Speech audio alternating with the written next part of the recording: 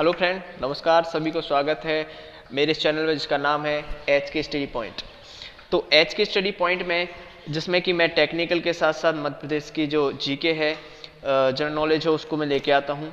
और आज strength of material में जितने भी हमारे मैकेनिकल के छात्र हैं, पॉलीटेक्निक के या सिविल इंजीनियर के छात्र हैं, वो इस स्ट्रेंथ ऑफ मटेरियल में जो टॉपिक है हुक्स लॉ, इसको समझ लें, क्योंकि ये एक प्रकार से बेस है। हुक्स लॉ को अगर आपने समझ लिया तो इससे आने वाले जो क्वेश्चन होंगे, जैसे कि जितने भी एलोंगेशन के क्वेश्चन होते हैं कि किसी बॉडी पर फोर्स लगाने पर उसमें कितना परिवर्तन होता है, इस चीज को जानने के लिए हुक्स लॉ काफी कारगर होगा। तो इसका जो बेस है वो हमारा हुक्स लॉ है। तो हुक्स लॉ क्या होता है, आइए जाने। तो हुक्स लॉ जानने से पहले आप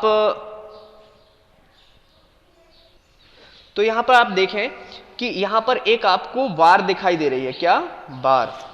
ठीक है, बार यानी कि क्षण। और इस क्षण पर हम एफ फोर्स लगा रहे हैं। क्या फोर्स लगा रहे हैं? एफ फोर्स लगा रहे हैं यहां पर। और एफ फोर्स एक तरफ और दूसरी तरफ भी एफ फोर्स। और ये दोनों फोर्स है वो कैसे हैं?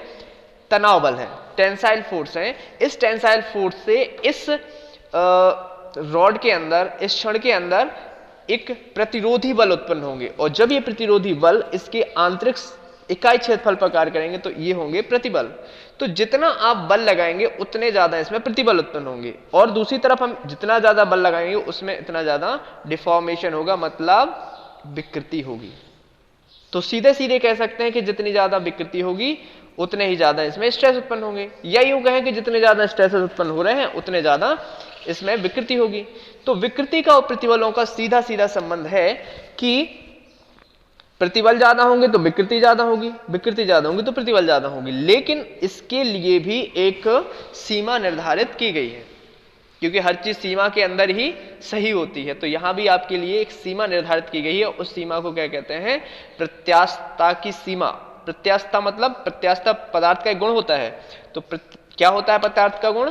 प्रत्यास्थता का गुण वह होता है जिसमें कि अगर किसी बॉडी पर अगर कोई फोर्स लगाए, जैसे कि मैंने ये कोई पेन लिया, उस पेन पर अगर मैंने फोर्स लगाया तो ये डिफॉर्म हो गया, लेकिन जैसे ही बल को हटा लेते हैं अपनी प्रारंभिक अवस्था में ये आ जाएगा। तो इसे कहते हैं प्रत्यास्थता की सीमा। तो वह सीमा, वह अधिकतम बल जहां तक बल लगाने पर डिफॉर्म हो जाता है और डिफॉर्म होने के बाद जब बल हटाते हैं तो वह अपनी प्रारंभिक अवस्था में आ जाए, तो उस सीमा को क्या कहते हैं? प्रत्यास्थता की सीमा, यानी कि इलास्टिक लिमिट। तो हुक्स लॉ कहता है कि प्रत्यास्थता सीमा के अंदर प्रतिबल यानी कि ये विकृति के समानुपाती होता है। तो प्रत्यास्थता सीमा के अंदर प्रतिबल विकृति के समानुपाती होता है। इसी को हम कहते हैं हुक्स लॉ। अगर इंग्लिश में से बोला जाए तो क्या कहेंगे? Within elastic limit stress is directly proportional to strain. ये हमारा क्या हो गया? Hooke's law. क्या हो गया? Hooke's law. इसको हम किताब में देखते हैं। हम एक हमारे पास बुक है इसकी, तो बुक पर देखते हैं।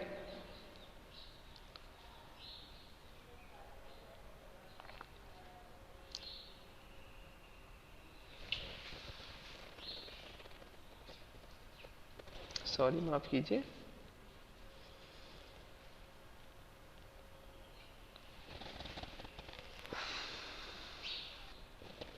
तो यहां पर बुक की भाषा में हम देखते हैं हुक का नियम क्या बताता है। इस नियम के अनुसार प्रत्यास्थता सीमा के अंदर प्रतिबल विकृति के समानुपाती होता है। तो क्या होता है कि प्रत्यास्थता सीमा के अंदर प्रतिबल विकृति के समानुपाती होता है, इज डायरेक्टली प्रोपोर्शनल। तो यहां पर देखिए प्रतिबल की तीव्रता है और ये विकृति, ये सीधे समानुपाती हैं। और अगर समानुपाती का निशान हम हटाते हैं तो किससे डिनोट करते हैं? ये होता है इलास्टिक कांस्टेंट, जिसे हम यंग मॉडुलस भी क्या कहते हैं? Young modulus. क्या कहा जाता है? यंग मॉडुलस कहा जाता है। तो यंग का प्रत्यास्थता गुणांक होता है ये।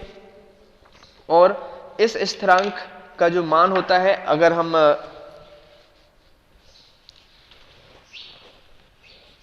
स्टील के लिए लेते हैं तो 2 × 10⁵ न्यूटन पर mm² ये होता है।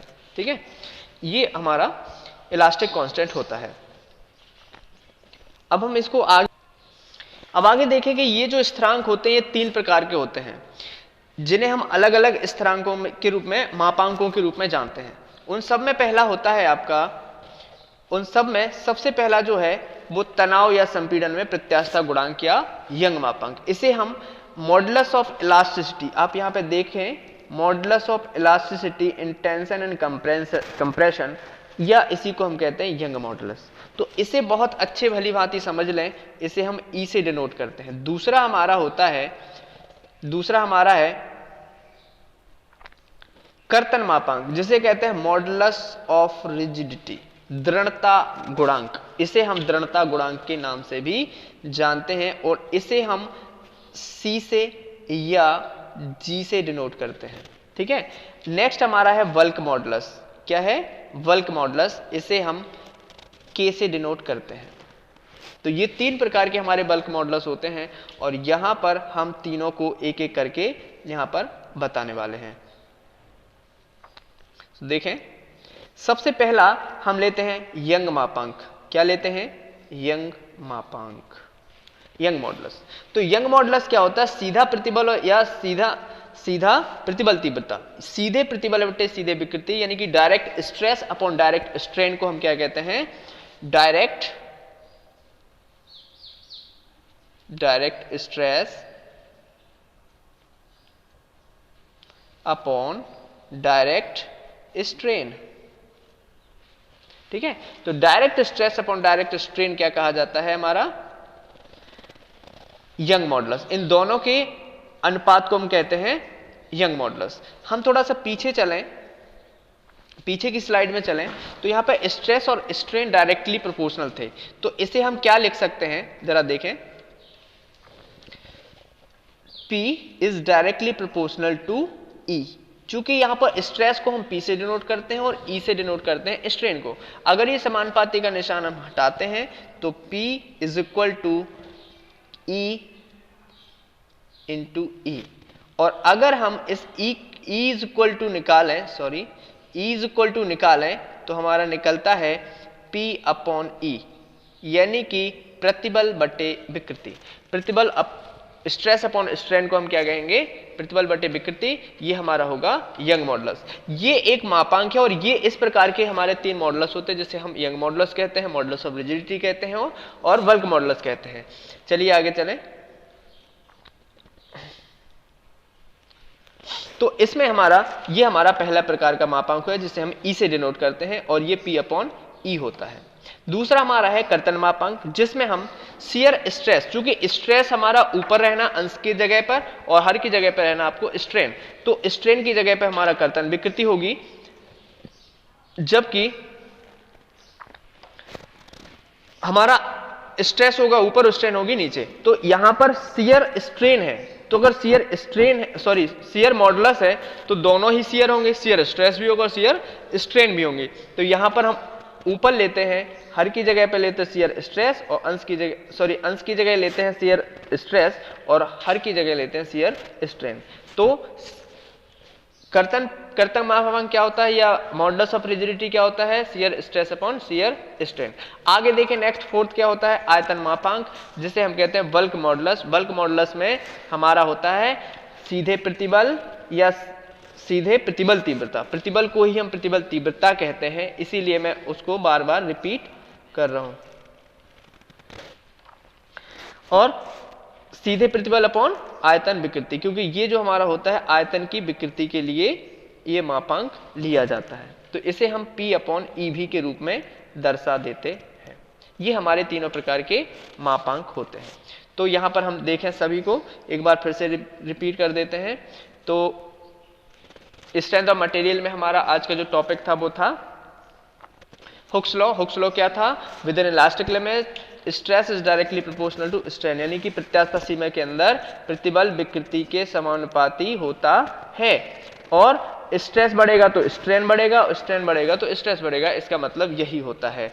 दूसरा, अगर हम यहां से निकालें तो हमारा P is directly proportional to E, और इस प्रकार से स्ट्रेन समानुपाती का निशान हटाने पर हमें एक चिन्ह लगाना पड़ता है, जिसे हम कहते हैं यंग मॉडुलस। और ये जो मॉडुलस होते हैं वो 3 प्रकार के होते हैं: young modulus, modulus of rigidity, और हमारा बल्क मॉडुलस। तो तीनों प्रकार की जो हमारा होता है, जो शियर स्ट्रेस होता है, सॉरी यंग मॉडुलस होता है, वो हमारा डायरेक्ट स्ट्रेस के लिए होता है, या डायरेक्ट स्ट्रेस में आप कंप्रेशन भी लगा सकते हैं और आपका टेंसाइल भी लगा सकते हैं। शियर स्ट्रेन जो हमारा होता है वो एंगुलर स्ट्रेन के लिए होता है, एंगुलर स्ट्रेन या शियर स्ट्रेन के लिए होता है। नेक्स्ट हमारा है वॉल्यूमेट्रिक स्ट्रेन के लिए। वॉल्यूमेट्रिक स्ट्रेन जहां भी होगा वहां पर डायरेक्ट स्ट्रेस लगने के कारण वॉल्यूमेट्रिक स्ट्रेन होगा, और direct stress upon volumetric strain के अनुपात को ही हम क्या कहते हैं, bulk modulus.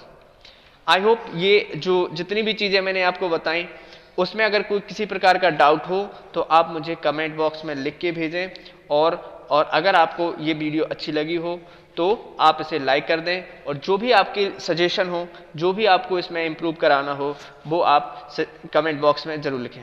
Thank you very much.